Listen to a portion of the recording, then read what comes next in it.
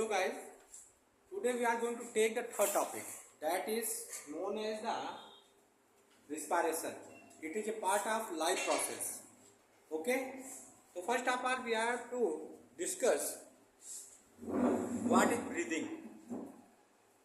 So breathing is a physical process through which we can only take, exhale or inhale. You can take the example of the yoga. Yoga में क्या कहते हैं, सांस ये क्या है, जल्दी जल्दी ले रहे हैं. And there is big difference between the breathing and respiration. तो रिस्पायरेशन क्या होता है, व्हाट इज रिस्पायरेशन? रिस्पायरेशन किस मतलब की क्या जरूरत है, what is the need of the respiration, how does it occur, where does it occur. तो we have to know, discuss. You know that if there is no plant, we can't survive. The reason behind it, because we can get many type of food grains from the plants, and in the same way we get the oxygen from the plant. This is the byproduct of the photosynthesis. You can get it through the plants. Plants के द्वारा आप oxygen जो है वो natural way में प्राप्त करते हैं. जो आज 5 जून है, today the 5th June, it is also called the environmental day, and we have to discuss about the topic respiration. तो जो प्लांट्स होते हैं बेटा, जितने भी पौधे होते हैं वो ऑक्सीजन जो प्रोड्यूस करते हैं, भोजन तो देते ही देते हैं, उसके साथ साथ में वो हमें क्या करते हैं, ऑक्सीजन भी देते हैं. और ऑक्सीजन जो है वो हमारे शरीर के लिए बहुत ज़रूरी होता है, क्योंकि हमारा जो बॉडी है वो बायोकेमिकली फिट है. हम लोग इसमें क्या होता है, बायोलॉजिकली जो चीज़ हैं वो क्या है, बायो है, क्योंकि सेल्स वो लिविंग चीज़ को शो करती है. और केमिकल्स, एंजाइम्स और हार्मोन जो इसके अंदर रिलीज होते हैं वो केमिकल्स होते हैं. तो प्रोसेस क्या हो गया कि रिस्पायरेशन ये बायोकेमिकल प्रोसेस, ठीक है, जैव रासायनिक प्रक्रिया होती है. तो let us see how you are going to define the respiration. So respiration is a biochemical process taking place in the mitochondria and involves exchange of gases O2 and CO2 and oxidation of food in cells to release energy. फिर से आप देखेंगे कि जो respiration होता है एक biochemical process होती है जो कि माइटोकॉन्ड्रिया के अंदर होती है. और माइटोकॉन्ड्रिया का सेल के अंदर होती है, ठीक है, सेल का ये ऑर्गेनेल्स होता है. And involve exchange of gases O2 and CO2. यानी हम लंग्स में ऑक्सीजन लेते हैं और ऑक्सीजन किसके द्वारा रिलीज की जाती है, प्लांट के द्वारा, केवल प्लांट के द्वारा. और फिर हम अंदर लेते हैं बायोकेमिकल प्रोसेस में अर्थात रिस्पायरेशन में, और फिर जो वेस्ट मटेरियल के रूप में CO2 को हम शरीर के बाहर निकाल देते हैं. And oxidation of food in cells, और सेल्स में जो भोजन का ऑक्सीडेशन होता है बिल्कुल लिक्विड फॉर्म में हो जाता है. लिक्विड फॉर्म में ही तो हमारा मतलब कल हमने बताया था आपको डाइजेशन में कि भोजन का डाइजेशन होता है, उसके बाद क्या होता है, एब्जॉर्प्शन होता है, फिर एसिमिलेशन होता है. तो कहाँ होता है, सेल्स में होता है. और सेल्स में ही भोजन का क्या होता है, ऑक्सीडेशन होता है, यानी जारण होता है, फूड जलता है, ठीक है, फूड बर्न होता है. और अल्टीमेटली क्या देता है हमें, रिलीज एनर्जी, और हमको एनर्जी मिलती है. Got it? यानी जब भोजन जो है हमारी कोशिकाओं के अंदर जो है वो जलता है, और अगर ऑक्सीजन ना हो तो oxidation of food is impossible. And after oxidation of the food there is a huge amount of energy released from the food. Clear? तो प्रोसेस क्या होती है कि रिस्पायरेशन एक ऐसी बायोकेमिकल प्रोसेस होती है जो कि माइटोकॉन्ड्रिया के भीतर होती है, और इसमें गैसेस का एक्सचेंज इन्वॉल्वमेंट होता है, साथ ही साथ कोशिकाओं में या सेल्स में फूड का ऑक्सीडेशन होता है, जिसके फलस्वरूप एनर्जी प्रोड्यूस होती है. Got it? अब क्या करते हैं, लेट अस डिस्कस.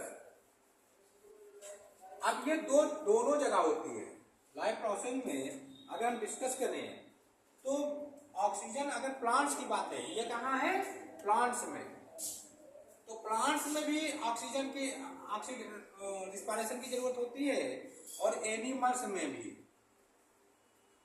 कैसे देखिए, प्लांट्स में you know that root have the root hairs. तो रूट पे रूट हेयर्स होते हैं। रूट हेयर जो है क्या करते हैं, यहाँ पर डिफ्यूजन होता है। डिफ्यूजन के माध्यम से ऑक्सीजन सॉइल से एब्जॉर्ब की जाती है, सॉइल से एब्जॉर्ब की जाती है, ठीक है। और फिर क्या करता है, वो सॉइल में जो कहते हैं जो CO2 है वो सॉइल में डाल देता है डिफ्यूजन के द्वारा। यानी सोचिए कि रिस्पायरेशन, जैसे हम ऑक्सीजन लेते हैं रिस्पायरेशन के लिए, वैसे पौधे भी ऑक्सीजन लेते हैं, CO2 निकालते हैं। अब हम लोग जो CO2 निकालते हैं वो उसका उपयोग कर लेते हैं किसमें, भोजन बनाने में। और अपने द्वारा जो रिलीज की गई सॉइल में CO2 वो भोजन बनाते समय वो यूज कर लेते हैं। यानी कोई चीज बाहर नहीं फेंकते हैं। ओल्डर पार्ट ऑफ रूट जो होते हैं, जैसे जड़ के जो पुराने भाग होते हैं, उनमें एक विशेष प्रकार के जो टिनी पोर्स होते हैं, छोटे छोटे पोर्स। पोर्स मतलब छेद, छिद्र, वो लेंटिकल्स कहलाते हैं। और यहाँ पर डिफ्यूजन प्रोसेस के द्वारा जो है CO2 ली जाती है शरीर के अंदर, और CO2 बाहर की जाती है। क्लियर। प्लांट का तीसरा जो पार्ट होता है स्टेम, उस जो पुराने वुडी प्लांट्स होते हैं उसमें बार्क होती है। बार्क मतलब छाल, और छाल में छोटे छोटे जो टिनी पार्टिकल्स होते हैं, पोर्स होते हैं, जिनको लेंटिकल्स कहते हैं। और लेंटिकल्स के द्वारा जो है क्या होता है, एक्सचेंज ऑफ गैसेज होते हैं, अर्थात रिस्पायरेशन होता है। Got it. एंड लीव्स की बात करें तो लीव्स में एक बहुत ही महत्वपूर्ण जो है स्ट्रक्चर पाया जाता है, जिसको स्टोमेटा कहते हैं। और स्टोमेटा में गार्ड सेल्स होती हैं, ठीक है। और इन्हीं ये जो इम्पॉर्टेंट जो है स्ट्रक्चर होता है जो कि लीव्स में पाया जाता है, उसमें diffusion of O2 and CO2 होता है, ठीक है। यानी डिफ्यूजन का एक प्रोसेस है जिसके द्वारा कार्बन डाइऑक्साइड बाहर की जाती है शरीर के, ठीक है, एंड O2 ली जाती है। लेकिन किस दौरान, सिर्फ और सिर्फ रिस्पायरेशन के दौरान। क्लियर। तो ये भी हो गया आपका प्लांट और उसमें। अच्छा, ये तो हो गया प्लांट का। अब देखिए कुछ ऐसे जो है जानवर होते हैं, जैसे हम लोग हैं, तो हम लोग के भी किसमें होता है, माइटोकॉन्ड्रिया में रिस्पायरेशन होता है अल्टीमेटली। एक्वाटिक एनिमल्स, जैसे एक्वाटिक एनिमल फिश है, ठीक है, और जो है आप अन्य जैसे ऑक्टोपस है, ये सब एक्वाटिक एनिमल्स है, यानी जो समुद्र में पाए जाते हैं या जल में पाए जाने वाले जो जितने भी जंतु हैं वो गिल्स के द्वारा क्या करते हैं, रिस्पायरेशन करते हैं। फिर लैंड एनिमल्स में जो रिस्पायरेटरी ऑर्गन्स होते हैं वो लंग्स होते हैं, जैसे लिजर्ड, छिपकली, ठीक है, हम आप, mans, dogs and so many animals, वो लंग्स के द्वारा होते हैं। फ्रॉग्स ऐसा होता है जो लंग्स के द्वारा भी रिस्पायरेशन करता है और गिल्स के द्वारा नहीं, स्किन के द्वारा भी वो जो है क्या करता है, रिस्पायरेशन करता है। अर्थवर्म जो होता है, केचुआ जिसको कहते हैं, वो स्किन के द्वारा जो है क्या करता है, रिस्पायरेशन करता है। और इंसेक्ट्स, कीड़े मकोड़े कोई भी हो, वास्प ले लीजिए, मॉस्किटो ले लीजिए, बीज ले लीजिए, ये सारी चीजें इनके शरीर मतलब उसमें एयर ट्यूब क्या होता है, एयर ट्यूब्स होते हैं जिसको हम ट्रेकिया कहते हैं। इसके माध्यम से ये क्या करते हैं, रिस्पायरेशन करते हैं। तो ये मैंने आपको बता दिया। अब आते हैं कि in real cells what happens in during the respiration process. Respiration process के द्वारा होता क्या है, क्या होता है। देखो मैंने कल बताया था कि बॉडी फ्यूल क्या होता है बेटा, कोई बताएगा बॉडी फ्यूल क्या है। कुछ भी खाइए तो अल्टीमेटली किसमें चेंज होता है, लिक्विड में तो चेंज हो जाता है, लेकिन वो लिक्विडिफाई जो बिल्कुल सबसे सिंपलेस्ट फॉर्म होता है भोजन का, वो बॉडी फ्यूल आपका ग्लूकोज कहलाता है। क्या कहलाता है, ग्लूकोज। और ग्लूकोज जो होता है उसका फार्मूला देखिए C6H12O6, यानी नंबर ऑफ कार्बन यहाँ कितने हैं, 6। तो ग्लूकोज जो है वो 6 कार्बन मॉलिक्यूल्स होता है। यही ग्लूकोज जो है जब हमारे शरीर के भीतर माइटोकॉन्ड्रिया में पहुंचता है तो वहां पर वो साइटोप्लाज्म में, पहले कहाँ जाता है, साइटोप्लाज्म में। आप जानते हैं सेल के अंदर साइटोप्लाज्म होता है, जानते हो ना। अरे यार ये सेल नहीं, और सेल के अंदर ये जो लिपिड होता है इसको क्या कहते हैं, साइटोप्लाज्म। इसके अंदर न्यूक्लियस होता है, इसके अंदर न्यूक्लियोलस होता है, ठीक है, ये सब डबल लेयर्ड होते हैं स्ट्रक्चर। और इसके अंदर न्यूक्लियोप्लाज्म, ये जो होता है ये पोर्शन, ये साइटोप्लाज्म होता है, ठीक है। तो साइटोप्लाज्म में जो है ग्लूकोज का जो क्या होता है, ब्रेकडाउन ऑफ ग्लूकोज होता है।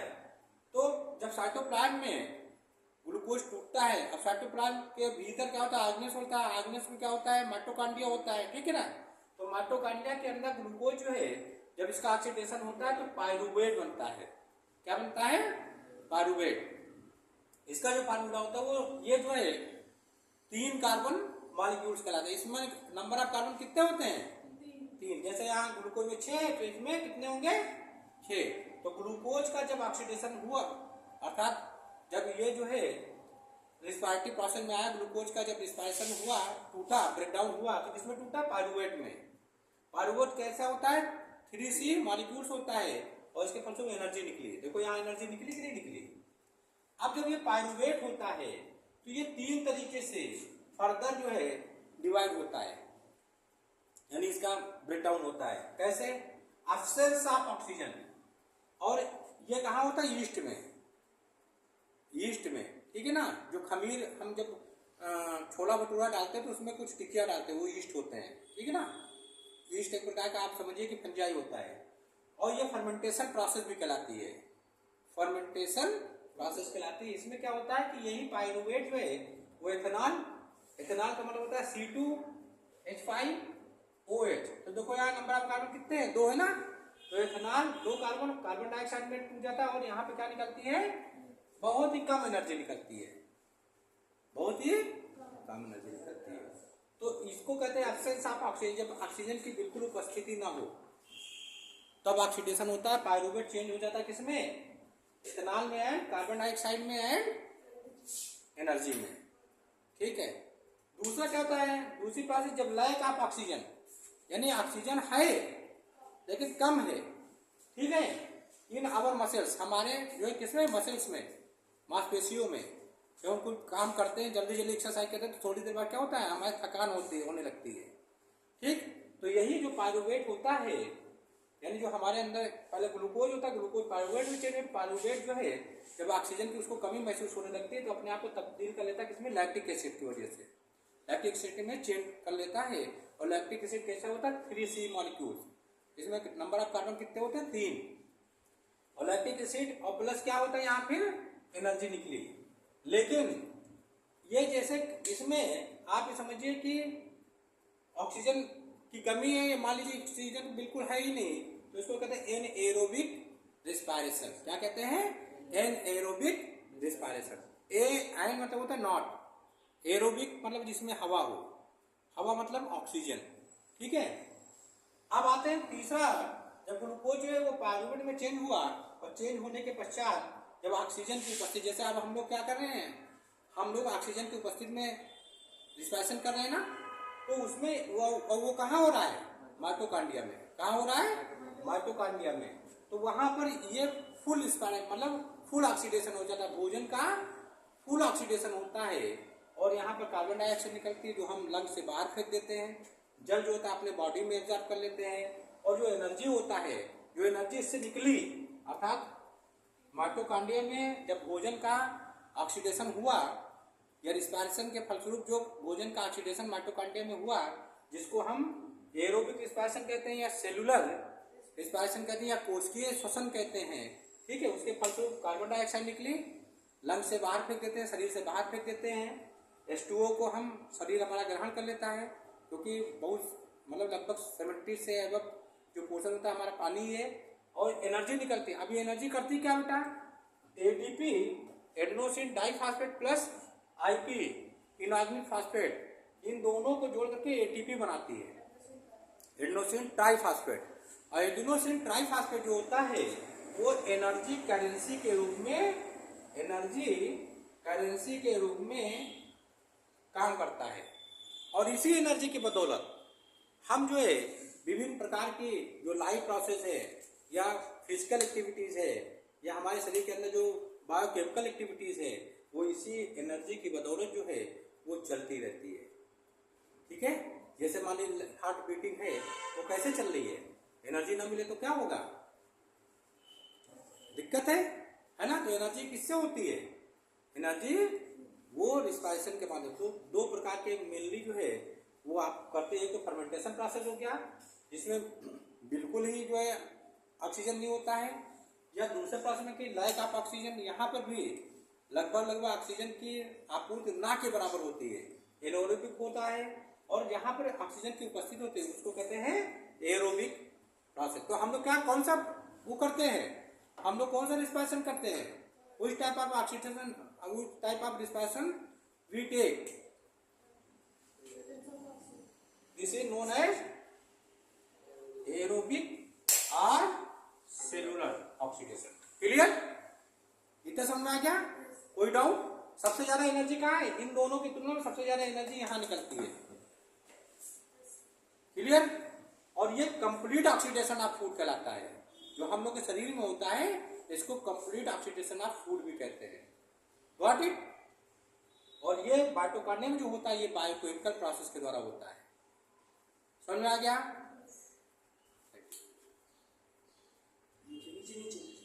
ये तो बेटा आइए अब हम देखते हैं कि respiratory system of human beings. तो respiratory system of human beings जितने भी मानव है, मानव जाति, उसमें कैसे रिस्पायरेशन, अर्थात how I am going to take the breath या how we are going to take the breath. ठीक, तो बेटा एक्चुअली में देखिए ब्रीदिंग जो क्या होती है कि ब्रीदिंग एक ऐसी प्रोसेस होती है, पहले डिफरेंस जानिए, ब्रीदिंग सांस लेना और सांस निकालना। तो breathing is a just physical process जिसमें ऑक्सीजन हम लेते हैं और CO2 निकालते हैं, ये हेल्प करती है रिस्पायरेशन को, क्या करती है, हेल्प करती है। और तीसरा इसमें क्या होता है कि हमारा जो डायफ्राम है, डायफ्राम ये देखिए, actually first of all you have to know where your respiratory organs is located. First we are going to divide this portion, upper portion is known as the thoracic cavity, और नीचे का जो portion होता है वो abdominal cavity कहलाती है। तो इसके बीच में प्लेट होती है जिसको हम डायफ्राम कहते हैं, क्या कहते हैं, डायफ्राम। और इस पोर्शन में हमारे जो लंग्स इधर राइट साइड और इस पोर्शन में लेफ्ट साइड, दोनों तरफ दो लंग्स होते हैं। ठीक है, और लंग्स जो है वो रिस्पायरेशन के मेन ऑर्गन्स होते हैं। क्या होते हैं, मेन ऑर्गन्स होते हैं। इसमें जो है आपके क्या क्या चीज होता है इसमें, ब्रांकी, ब्रांक्यूल्स है, ये आपकी एल्वियोलाई, ये जो है इसमें पाए जाते हैं। एक्चुअली ब्रीदिंग में क्या होता है, सिर्फ डायफ्राम अगर सांस लेते हैं तो हमारा जो है जो अंदर भरते हैं तो जो डायफ्राम है वो क्या थोरैसिक कैविटी में बढ़ जाती है। जैसे देखिए ये हमारी जो है जो चेस्ट है वो क्या हो गया, फूल गई ना, तो ये डायफ्राम जो है वो बाहर को एक्सपेंस होता है। और जब हम सांस निकालते हैं तो ये जो क्या होता है, थोरैसिक कैविटी हमारी जो डायफ्राम की वजह से अंदर को धंस जाती है। ये तो ब्रीदिंग हो गई। अच्छा, रिस्पायरेशन क्या है, रिस्पायरेशन ब्रीदिंग सम्मिलित होती है और ऑक्सीडेशन ऑफ फूड, ये दोनों चीज जो है इसमें क्या होता है, होती है। क्लियर। तो ब्रीदिंग जो है एक हेल्पिंग प्रोसेस है रिस्पायरेशन के लिए। हमको लगता है कि आपको डिफरेंस समझ में आ गया हो, what is the difference between the breathing and respiration. Breathing is just physical process while respiration is a biochemical process in which breathing plus respiration take place. इसमें रिस्पायरेशन में क्लियर। अब एक्चुअली में जैसे हम ब्रीदिंग करते हैं तो oxygen थोड़ा सा उसमें जाती है और तुरंत निकल आती है, ये है ना। लेकिन एक्चुअली में जो मतलब आपका बायोकेमिकल प्रोसेस जो रिस्पायरेशन कहलाता है उसमें सेल्स में माइटोकॉन्ड्रिया में जो एनर्जी उत्पन्न होती है ऑक्सीडेशन ऑफ फूड के फलस्वरूप, उसके फलस्वरूप जो CO2 होती है वो आकर के लंग्स में डाल दिया जाता है, ब्लड कैपिलरीज के माध्यम से, और फिर उसको मतलब हमारे नॉस्ट्रिल्स के द्वारा बाहर निकाल दिया जाता है एक्सहेलेशन प्रोसेस में। इतना समझ में आ गया। तो इनहेलेशन प्रोसेस में क्या होता है, थोरेसिक कैविटी जो है वो बढ़ जाती है ना, क्योंकि हम गैसेस को अंदर लेते हैं। और एक्सहेलेशन प्रोसेस में जब सांस को बाहर निकालते हैं तो थोरेसिक कैविटी का जो वॉल्यूम है वो घट जाता है, क्योंकि हम शरीर से अपने गैसों को बाहर करते हैं। अच्छा, गैस कौन सी इंपॉर्टेंट होती है, ऑक्सीजन। कौन सी होती है, ऑक्सीजन। ऐसे हम तो मिक्सचर ऑफ गैसेज लेते हैं, सबसे ज्यादा उसमें मात्रा किसकी रहती है, नाइट्रोजन की। लेकिन हमारे शरीर को जो रिक्वायरमेंट्स है, जो सेंसर लगे वो केवल ऑक्सीजन को ज्यादा ग्रहण करते हैं। ठीक, क्यों, रिस्पायरेशन के लिए। ठीक है, तो मैं आपसे ये बता दूं कि सबसे पहले नेजल कैविटी, अब पहले नेजल कैविटी तो बाद में आएगी, सबसे पहले ये नॉस्ट्रिल्स है। आप समझिए नॉस्ट्रिल्स है, ये क्या है, जो छेद है दो टोरे, ये क्या है, नॉस्ट्रिल्स। और यहाँ इसके बीच में जो while we are going to digging the nose, मतलब जब नाक खोदते हैं तो इसके अंदर जो एक क्या होता है, दोनों तरफ जो एक गुहा जैसी होती है, इसको कहते हैं नेजल कैविटी। समझ में आ गया, नेजल कैविटी। ये नॉस्ट्रिल्स हो गए, इसके अंदर ये जो पोर्शन है इसके अंदर से वो नेजल कैविटी हो गई। क्लियर हो गया। फिर नेजल कैविटी जब आती है तो ग्लोटिस होती है, यहाँ ग्लोटिस। ठीक है, ग्लोटिस के बाद देखिए यहाँ पे पोर्शन होता है, इसीलिए जो बड़े बुजुर्ग हैं वो कहते हैं कि जब खाना खाओ तो बोलो मत, क्योंकि ये एक ऐसा जंक्शन होता है। ठीक है, ग्लोटिस, जहाँ से आप जो है एयर को भी लेते हैं और खाना भी लेते हैं। लेकिन कैसे कंट्रोल होता है, उसमें एक ढक्कन होता है। क्या होता है, एक कवरिंग। तो जब आप खाना खाते हैं, ठीक, तो खाना खाते समय वो जो कवर होता है वो जो एयर जारी होती है उसको ढक लेता है। ठीक है, जैसे मान लीजिए कि कहीं गाड़ी आ रही है और बीच में कहीं गड्ढा है, तो आपने जो है गाड़ी को निकालने के लिए उस पर एक लोहे का जो है पटरा बिछा दिया जहाँ पे गड्ढा था, तो गाड़ी आराम से निकल जाएगी ना। फिर हटा दीजिए उसको, फिर आप अपना वर्क करिए। तो वही काम एपिग्लोटिस करता है। जैसे भोजन पास होता है फिर खुल जाता है और उसमें से क्या होता है, ऑक्सीजन आप लेने लगते हैं रिस्पायरेशन के लिए। क्लियर। तो एपिग्लोटिस जो है एक प्रकार की कवरिंग होती है। फिर उसके अंदर देखिए बेटा, ये ट्रेकिया है। क्या होता है, ट्रेकिया। ट्रेकिया जो है उसको कहते हैं श्वासन नाल, श्वास नाल, वो लंबी होती है। और उसी में आपके लार्ynx जो हम बोल रहे हैं ना, जो हम बोल रहे हैं वो आपके क्या हो जाता है, लार्ynx या वॉइस बॉक्स। और वॉइस बॉक्स के बाद फिर देखिए यहाँ रिंग साइड जो है स्ट्रक्चर होते हैं और हमारे लंग्स इधर और इधर है। तो वो उसमें जो है दो जो ब्रांचेस होती हैं वो उसमें जाकर के खुलती, किसमें, लंग्स में। अब हम आपको दिखाते हैं फिगर के द्वारा। देखिए इसमें दिख रहा है figure. Let us see, this is the human respiratory system. Here you can see this is the nasal passage. तो देखिए first of all we know that this is nostrils. इसके अंदर का जो पोर्शन मतलब जो कैविटी होता है वो उसको क्या कहते हैं, नेजल कैविटी। और नेजल कैविटी के बाद जो पैसेज है, पैसेज जो रास्ता होता है कहाँ से, नॉस्ट्रिल से शुरू होता है लंग्स पे खत्म होता है जाकर के। ठीक, इसको कहते हैं नेजल पासेज। और इसी नेजल पासेज में देखिए क्या क्या चीज है, माउथ कैविटी आ गई, मुख गुआ हुआ। ठीक है, फिर आपका देखिए यहाँ पर आपका फाइनेक्स हो गया, ग्रसनी जिसको कहते हैं हिंदी में, फाइनेक्स। फिर यहाँ पर स्वर, जिससे हमारे आवाज निकलता है। ठीक है, अब जो ये फाइनेक्स होता है, ग्रसनी, जहां पर क्या होता है, दो चीज होता है, श्वसन के लिए भी यहीं से रास्ता गुजरता है और यहीं से किसके लिए वो निकलता है, एयर के लिए भी रास्ता। तो ये जंक्शन है। फिर क्या होता है, लार्ynx, जो जिससे हम आवाज करते हैं वो क्या होता है, लार्ynx। लार्ynx मतलब स्वर यंत्र। और उसके पश्चात ये देखिए ट्रेकिया हुई ना, ये देखिए रिंग शेप, आप उसमें देखिए बुक में रिंग इसमें बनी ना, ये ट्रेकिया हो गई। श्वसन नाल, क्या कहते हैं, श्वसन नाल। ठीक, अब ये आई, देखिए ये आई और एक इधर कट गई, देखिए एक इधर कट गई और एक इधर कट गई। क्लियर। अब ये जो ब्रांच कटी है कहाँ गई, ये लंग्स है, देखिए आपके कहाँ है, लंग्स है ना ये, और ये देखो डायफ्राम है, और लंग्स किसके भीतर है, रिब्स के अंदर, रिब्स पसलियां, पसलियों के अंदर क्या होता है, लंग्स होते हैं। और लंग्स जो है ये किसके बने होते हैं, ब्रोंकाई के, ब्रोंक्यूल्स के और एल्वियोलर सैक। एल्वियोलर सैक जो होता है वो क्या होता है, जो बाहर से ऑक्सीजन आती है उसको सैक में फैला, उसको एकत्र कर लेता है, ठीक है। और फिर यहीं से पूरे शरीर में ऑक्सीजन भेज दी जाती है। फिर जो सप्लाई मतलब जो ब्लड सप्लाई होते हैं वो यहाँ से तेजी पूरे शरीर में ऑक्सीजन पहुँचा देते हैं, और जो शरीर में कोशिकाओं के द्वारा जो निरर्थक पदार्थ होते हैं वो ब्लड सप्लाई में डाल दी जाती हैं, और वापस आकर के इसको जो है जब हार्ट में आया, हार्ट ने उसको जो इम्प्योर ब्लड है उसको लंग्स में भेजा शुद्ध करने के लिए, तो वो उसमें जो जितने भी वेस्ट मटेरियल है, यानी उसमें विशेषकर जो CO2 होती है उसको जो है लंग्स जैसे पाता है उसको नॉस्ट्रिल्स के द्वारा बाहर कर दिया जाता है। क्लियर।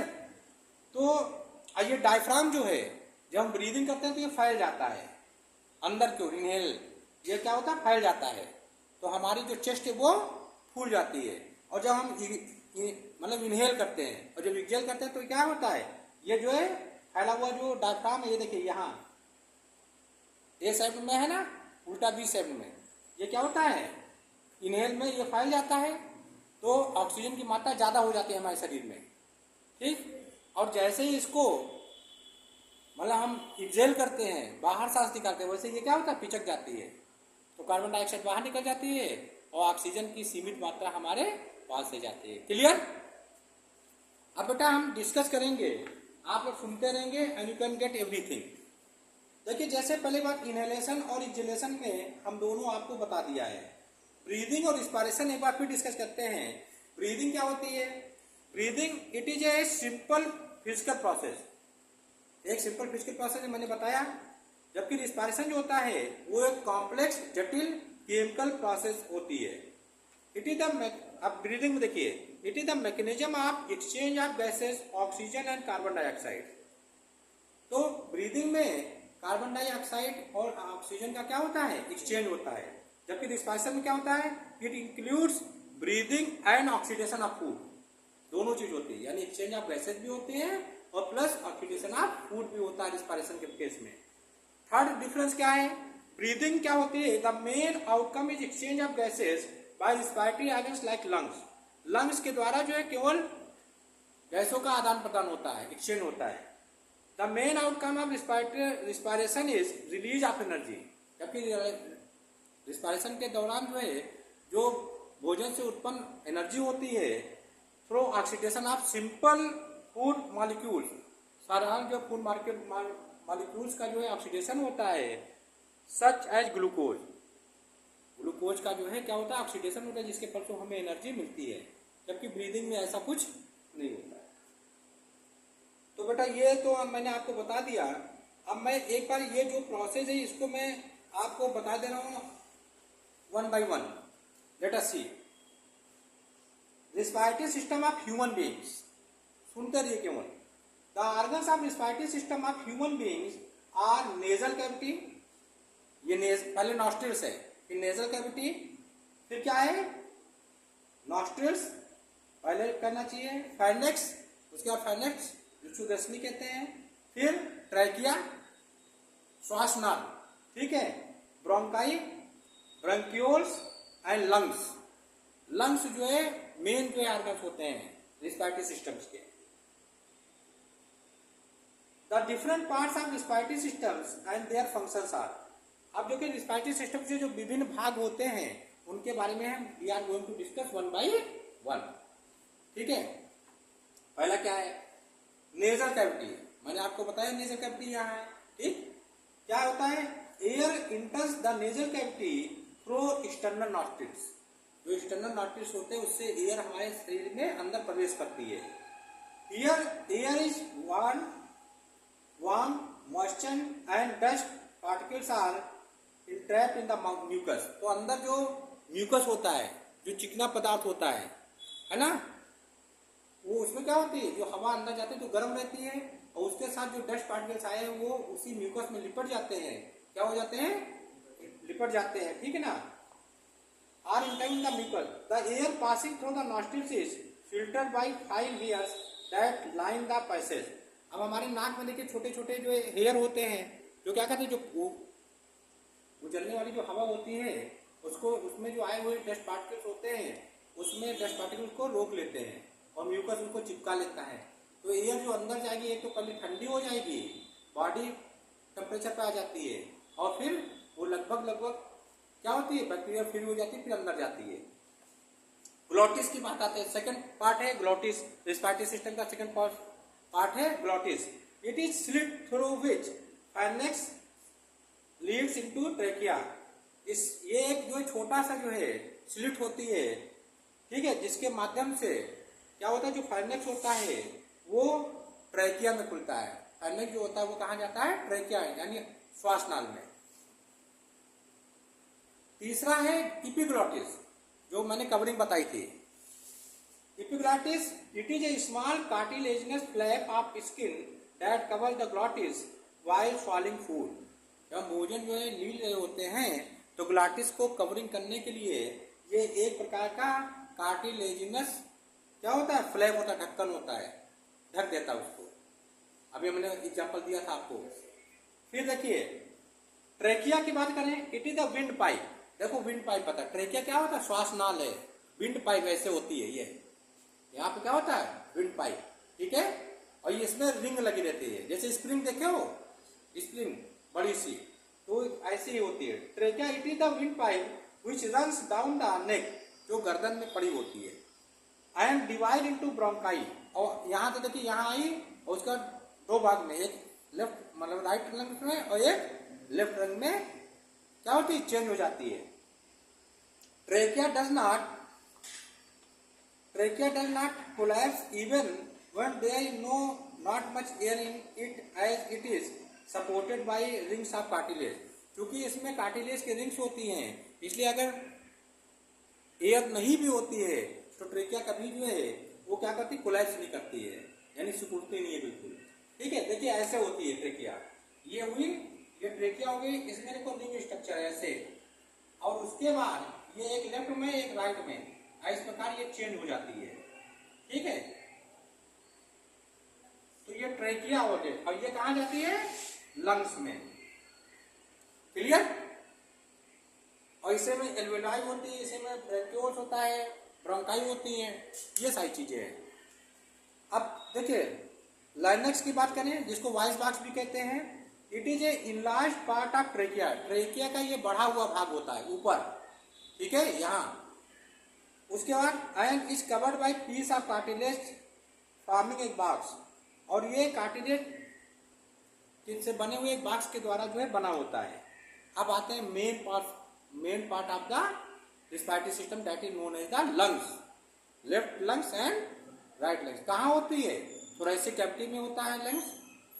मेन जो है रिस्पायरेटरी ऑर्गन्स होते हैं, ठीक है, और रिब्स के अंदर वेल कवर्ड होते हैं, और जो यहाँ पर एक प्लेट पड़ी रहती है जिसको हम क्या कहते हैं, डायफ्राम, उसके ऊपर वो वेल सेटल्ड होते हैं, ठीक। उसके नीचे का जो पोर्शन होता है वो डाइजेस्टिव सिस्टम के लिए होता है, क्लियर। फिर देखिए लास्ट लंग्स के बारे में पढ़ते हैं। The lungs lie in the thoracic cavity, thoracic cavity में लंग्स पाए जाते हैं। विद इन द लंग्स, और लंग्स के भीतर जो होता है, the passage divides into smaller and smaller tubes which finally terminates in balloons like structures called alveoli. अब जो ये होते हैं ना, ये जो लंग्स होते हैं इसके अंदर छोटे छोटे जो है इस प्रकार के स्ट्रक्चर्स होते हैं बेटा, इसको क्या कहते हैं, एल्वेलाई। क्या कहते हैं, एल्वेलाई। ये बलून्स लाइक स्ट्रक्चर्स होते हैं, क्या होते हैं, ये बलून्स लाइक स्ट्रक्चर होता है। ऐसे इधर भी होता है बलून्स लाइक स्ट्रक्चर, इसको क्या कहते हैं, एल्वेलाई। इस प्रकार का आप अगर देखेंगे बढ़िया सा तो ऐसे ही बना होता है, ये एल्वेलाई हो गया, गॉट इट। अब देखिए,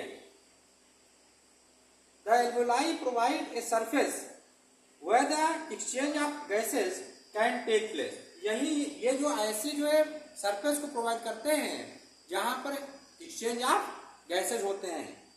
अब exchange of the walls of alveoli, इस एल्वेओलाई की जो दीवारें होती हैं, ठीक है, contain an extensive network of blood vessels. इसमें ब्लड वेसल्स के जो है बहुत बड़ा नेटवर्क होता है। क्यों? क्योंकि शरीर से जो आई हुई जो है जो वेस्ट मटेरियल्स है वो लंग्स में जो है हृदय के द्वारा यानी हार्ट के द्वारा उसमें पंप किए जाते हैं और ब्लड प्योरीफाई का जो काम करते हैं वो लंग्स करते हैं। जो शरीर के जो मान लीजिए कि जो गंदा ब्लड है उसको साफ करने का काम कौन करता है? लंग्स। और लंग्स में मेन चीज क्या है? एल्वेओलाई जो है यहीं पर एक्सचेंज ऑफ गैसेज होते हैं, यानी CO2 इसने लिया और O2 जो है वो ब्लड जो है वेसल्स में डाल दिया, ब्लड वेसल उसको लेकर पूरे शरीर में डिस्ट्रीब्यूट कर दिया और जो इसमें वेस्ट मटेरियल होते हैं अर्थात मेन CO2 उसको जो है वो लंग्स जो है इसके माध्यम से ऊपर से नॉस्ट्रिल्स के द्वारा बाहर निकाल देते हैं। तो इस प्रकार जो है मैंने आपको ब्रीदिंग पढ़ाया, रिस्पायरेशन पढ़ाया, ठीक, और रिस्पायरेटरी सिस्टम भी मैंने आपको डिस्कस कर दिया। अच्छा, मेनली इसमें कितने जो है मतलब पार्ट होते हैं?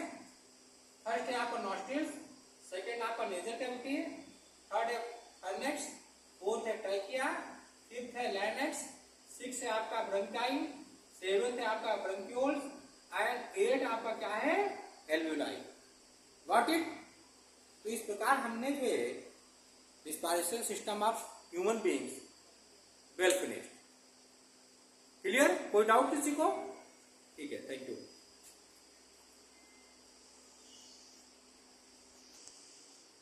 देखो बेटा, there are two type question. There are two more important question you have to discuss. First question is, Simar's mother added yeast powder to the dough while making bhaturas and the dough rises. She wants to know the real secret of rising the dough. Suggest the role played by क्या होता है? East. तो actually में हमने आपसे बताया था जब हम आपको डिस्कस कर रहे थे फर्मेंटेशन प्रोसेस के बारे में, तो उसमें मैंने आपको एग्जांपल दिया था किसका दिया था? सुनिए, when yeast powder in water is added to dough, जब डब में जो है यानी जो लोई आटे की लोई, जब उसमें हम जो है क्या करते हैं यानी हमने उसमें ईस्ट को मिलाया था, द फर्मेंटेशन प्रोसेस बिगिन, तो फर्मेंटेशन स्टार्ट हो गया था, फर्मेंटेशन प्रोसेस स्टार्ट हो गई थी, resulting in release of carbon dioxide, और उसके फलस्वरूप कार्बन डाइऑक्साइड उत्पन्न हुई थी। द डफ ट्रैप द गैस, और ये जो डफ है ये उन गैसों को अपने अंदर क्या कर लेता है? ट्रैप कर लेता है, जकड़ लेता है। And due to the elasticity, और डफ में इलास्टिसिटी ज्यादा होती है, प्रत्यास्थता ज्यादा होती है, द डफ क्या होता है? एक्सपेंड्स और राइज। इस प्रकार जो वो डफ होता है वो फूल जाता है या बढ़ जाता है। क्लियर? रोटी फूलने का क्या कारण है ये भी आपको मालूम होना चाहिए, ठीक है? दूसरा देखिए, व्हेन यू रन और डू एक्सरसाइज, जब आप एक्सरसाइज करते हो या दौड़ते हो, you feel your breathing has become faster, तो आपने देखा कि आपकी जो ब्रीदिंग है वो तेज हो जाती है, पहले नॉर्मल से तेज हो जाती है। What is the normal breathing rate in normal humans at rest, जब आदमी आराम कर रहा होता है उस समय जो है नॉर्मल ब्रीदिंग रेट क्या होता है ह्यूमन बीइंग्स के। Why does it become faster after running, और दौड़ने के पश्चात जो तेज क्यों हो जाती है? तो देखिए इसमें क्या है, द नॉर्मल रिस्पायरेशन रेट और breathing rate for normal humans at rest is 12 to 20 breaths per minute. एक नॉर्मल व्यक्ति जो होता है वो रेस्ट में जब बैठा रहता है नॉर्मली, तो वो 12 से लेकर के 20 श्वासें जो है पर मिनट करता है, ठीक है? When we run or do exercise, और जब हम दौड़ते हैं या एक्सरसाइज करते हैं, our muscles work harder, तो हमारी जो मांसपेशियां हैं वो पहले से जो है ज्यादा काम करती हैं, and our body uses more energy, और हमारा शरीर ज्यादा ऊर्जा का उपयोग करता है, ठीक है? More energy needs more oxygen, और जितनी एनर्जी की जरूरत हमारे शरीर को होगी उतनी ज्यादा ऑक्सीजन की हमें जरूरत होती है, क्योंकि so the rate of breathing increase, इसलिए जो रेट ऑफ मतलब ब्रीदिंग है वो बढ़ जाती है। तो इस प्रकार हम लोगों ने अच्छी तरीके से इस क्वेश्चन को भी डिस्कस कर लिया।